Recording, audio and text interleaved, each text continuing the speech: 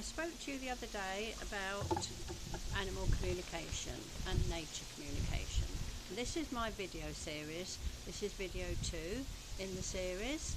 I am Barbara Burgess, psychic medium, animal and nature communicator. I also work with angels and I channel. Now, once again, my dog is in the garden. He's chewing a little bone he's found, dug up.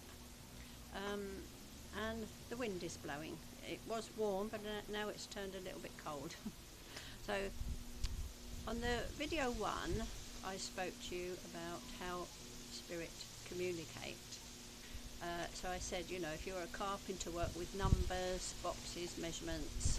If you were if you worked with colours, if you were an artist, or if you were a novelist and you worked with words, that is how spirit would communicate with you. And it's the same whether you're talking to a tree or an animal. You will see or hear, you get the messages in many ways. So I've actually heard an animal speak to me in my own language. Why is this? This is because it's universal energy. We're all connected to the universe. There isn't a gap between you and me. There isn't a gap between me and the camera. There isn't a gap between me and the moon. There is energy. There's not nothing between me and the moon, me and the camera, me and you. There is energy. So we're all connected by this energy. And this energy is universal. And I believe there is universal knowledge and as I said, animals can talk to us because of this universal knowledge, universal understanding. It's weird because it gets interpreted into what we can understand. It's a vibration, it's an energy. So let me just tell you about one of the first readings I ever did for a dog. And what I used to do is my children swam and we would go early morning training. I'm not sure if we got up at 5 in the morning or if we were at the swimming pool at 5 in the morning, but it was certainly early. And I would do postal readings for people. I would sit in the car park in the dark and record readings. One of the first ones that I did was this little West Highland White Terrier, and in my mind's eye I saw this West Highland White Terrier coming towards me, and just as any dog would, it was woof, woof, woof, you know, what are you doing? You're in my territory, who are you? So it was just like that, but then as it went woof, woof, woof, it went woof, woof, woof, how are you? Who are you? So the woof changed into my language. Now that is very, very strange. This was at a time when I was learning. Another dog, again, this was a very small terrier, black and white terrier type dog. Again, I saw it in my mind's eye, walking towards me, and it said, I heard it telepathically, and it said, I didn't know we could do this. So I said, well, we can. And he said, marvellous, marvellous. I can talk to my previous owner. Now I'm used to calling people owners. Nowadays they like to say companion or friend or I don't know what they call, or human. A dog's human or a cat's human, but I'm in the habit of saying owner. That's what I grew up with. Another one that draws to mind is again, this dog did not speak to me. I actually saw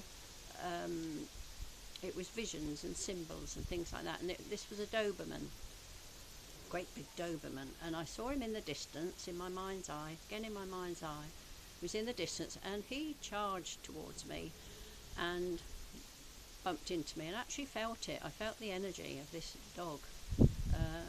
So he was doing just what dogs do. Let me tell you about another experience I had, and that was this dog in America. And unbeknown to me, he was a very, very famous dog. He was the one and only, probably, this is going back a long, long time. He was the one and only dog that had a heart transplant or heart bypass, something like that. I'm not quite sure, I can't remember now. And he must have been on the television and radio and things like that because he had his own private helicopter. Now, would you think that an operation, well, if you think a dog had an operation, he would have been put under anaesthetic, fell asleep, woke up, he wouldn't have known what had happened to him. And he probably wasn't bothered about helicopters either. So when I did the reading, none of this came out. And the lady contacted me later on, and when she received the tape, I sent her a tape and a letter. And when she received the package, she tipped the tape out, listened to it, and she said that she really couldn't think that that was her dog saying things, because it didn't mention the operation, its heart, or the helicopter. And she was a bit disappointed. And then she went back to the envelope. She thought, there's got to be more, there's got to be something else. So she went back to the envelope and tipped it out. And in those days, I used to put a little yellow smiley face sticker on the envelope, on the letters.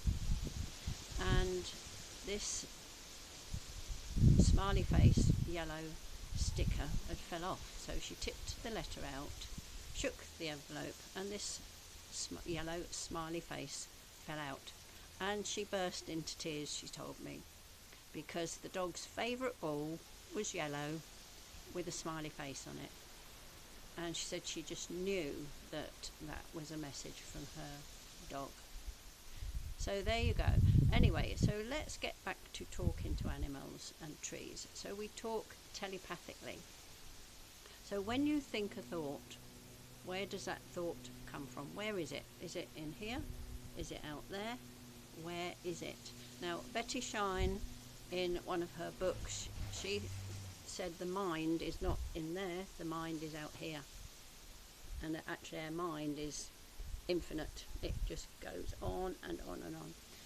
So when there's a thought, is the thought in there? Where does it come from? It comes from out there. So when we talk telepathically, is the telepathic message in there, or is it out here? And when we talk to a dog or a cat, well, let's say we're talking to a person. Now, like that, you would say, would you mind sitting still and being quiet? I wish to talk to you. And it's the same with animals. Trees can't dance about so much, but when you talk to an animal, the animal isn't going to be jumping about. This is what people think. I've been on the radio and television, and they think the animal will, there'll be flashing lights, fireworks, booms and bangs and goodness knows what, and I will get a message from the animal. But that's not how it works. It works in the quiet. The quieter you are, the calmer you are, the more easy it is to get a telepathic message from an animal or a tree. So this is the secret, really. It's learning to be calm, peaceful, and in the quiet. And I'll talk to you about that on another video. I never know what I'm going to talk about when I do these videos. So I did say I would talk to you today about how I did animal communication, but I've given you some examples. What's coming into my mind now is one I did for, as I said, my children used to swim, and this lad came up to me and he said, give me a message. I said, okay then. And instantly I saw this canary in a cage, and I said, have you recently lost a canary? And he said, yes, it's my dad's canary. I said, well, this canary is saying to you, for goodness sake, if you get another one, can you please feed it a varied diet? Canary said, all you ever fed me, day in, day out, every day over the years, was trill. And this lad laughed and he said, yeah, that's right, that's all we ever fed the bird. So this bird said, for goodness sake, if you get another bird, can you vary the diet a little bit, please? And that was quite funny. And I do get funny messages from animals and funny messages from plants and flowers. A friend of mine, she had a conservatory built, and she bought this indoor sort of tree thing and put it in the conservatory, and she said to the tree, "Do you like it there?" And the tree actually said no. So she said, "Well, hard luck, that's where you're going to stay." Okay, and later on I'll give you some experiments that you can do that Betty Shine did and other people have done. Doreen Virtue talks about angel words, how our words have vibrations and how that can affect people.